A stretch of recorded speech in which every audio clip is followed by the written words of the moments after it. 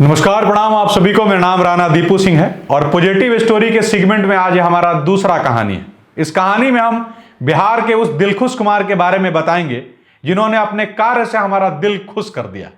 Shark tank में पहुंचने वाले दिलखुश जब बिहार को रिप्रेजेंट करते हैं और अपने बिहारी जुगाड़ को बताते हैं, तब लगता है कि जब ठान लिया जाए तो कुछ भी किया जा सकता है। ऐसा हम काहे कह रहे हैं, इसके लिए आपको शुरू से शुरू करना पड़ेगा। दिलखुश कुमार एक ऐसा नाम जो सहरसा जिले से आते हैं, मात्र मैट्रिक तक की पढ़ाई किए होते हैं। एक इंटरव्यू में पहुंचते हैं।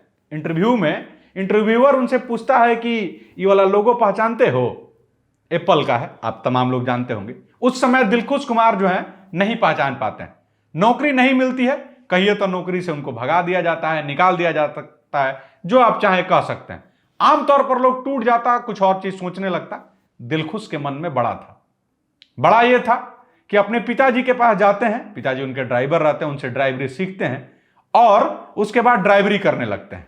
ड्राइवरी करने से कहते हैं ना कि जिसके मन में बहुत कुछ बड़ा करने का हो, वो इतने छोटे से कहां मान सकता था।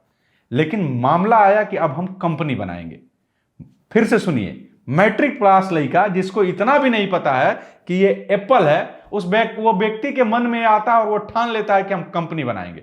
केवल ठानता नहीं है, काहे कि आपको तो पता ही है, हम बिहारी हैं, जब तक तोड़ेंगे नहीं तब तक छोड़ेंगे नहीं। दिलखुश वो हमारे मांझी साहब के इस बयान को बड़ा सीरियस लेते हैं और अपने काम में लग जाते हैं। एक कंपनी बनाते हैं जिसका नाम है आर्यागो।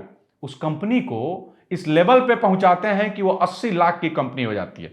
2016 में उस कंपनी को बनाया जाता है, 2021 तक उस कंपनी के साथ रहते हैं। लेकिन इतने में उनका मन कहां भरने वाला था। उसके बाद एक कंपनी आती है जिसका नाम है रोडवेज।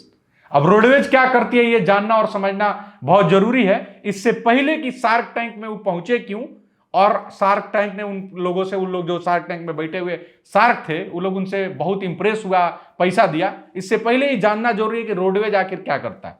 हम कोई भी कैब बुक करते हैं, ओला या उबर, आमतौर पर आप देखिएगा तो वो दोनों तरफ का किराया ले लेती है। उसका मजबूरी भी होता है। आप किसी से पूछिए कि हमको जाना है पटना से मान लीजिए मोतिहारी, वो 4000 बताएगा, 5000 बताएगा। वो दोनों तरफ का किराया जोड़ता है। काहे कि एक तरफ तो आपको छोड़ देगा, लेकिन जब वो लौटेगा तो उसको सवारी नहीं मिलेगा। तो इस वाले टेंशन में वो आपका दोनों तरफ का पैसा लेता है। टैक्सी वाले का ही मजबूरी होता है कि आपका दोनों तरफ का पैसा ले, और हमारा आपका दिक्कत होता है कि हमारा पैसा चला जाता है। कहते हैं ना कि जहां प्रॉब्लम है वहां सॉल्यूशन है। इस प्रॉब्लम का जो है सॉल्यूशन ढूंढते हैं दिलखुश अपने रोडवेज में। कि आप ड्राइवर क्या करता है कि अपना लोकेशन, मान लीजिए हमको छोड़ने जाता है मोतिहारी, और वहां लोकेशन डाल देता है कि हम मोतिहारी से लौटने वाले हैं, और पैसेंजर वहां अपना मोतिहारी से पटना लौटने का डेस्टिनेशन का जो जगह ढूंढता है। इन दोनों आदमी को मैचअप कर देती है रोडवेज, और सवारी को केवल एक तरफ का किराया देना पड़ता है, और टैक्सी वाले को दोनों तरफ से किराएदार मिल जाते हैं। कम पैसा में यह काम हो जाता है। इस आइडिया को पिच करते हैं दिलखुश जाके शार्क टैंक में। शार्क टैंक में उनको लगभग 20 लाख रुपया का जो है कैश मिलता है, और 30 लाख रुपया उनको 5% ब्याज पर मिलता है। जैसा कि हमने एक पोस्ट पे देखा, दिलखुश कहते हैं कि हमको ये पैसा का जरूरत नहीं था, ये कंपनी को हम आज करोड़ों का बना चुके हैं। हमको उस गाइडेंस का जरूरत था जो रितेश अग्रवाल और विनीता लेके आई। शुगर और एक तरफ ओयो, आपको पता ही है, दोनों फाउंडर हैं।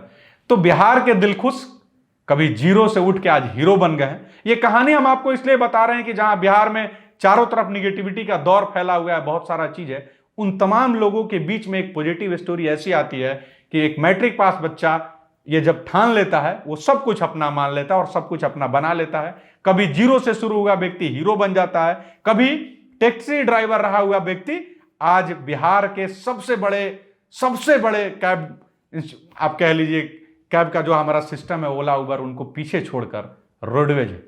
बाकी आपको तो पता ही है, दिलखुश कहते हैं रेवोल्यूशन ऑन इट्स वे। तो साथ दीजिए, रोडवेज को डाउनलोड कीजिए, और साथ ही साथ आप अपने जो भी आपका व्यक्तिगत जर्नी है उसको और आसान बनाइए, सुखद बनाइए। दिलखुश का साथ दीजिए, और ताकि आपके पास और ऐसी कहानियां निकल के आए जो बिहार को रिप्रेजेंट करें। अगर आपके पास भी कुछ ऐसी कहानी है तो आप हमें भेजिए, हम अपने इस सेगमेंट में उस कहानी को आप तक पहुंचाएंगे। बहुत बहुत धन्यवाद। जय हिंद, जय बिहार।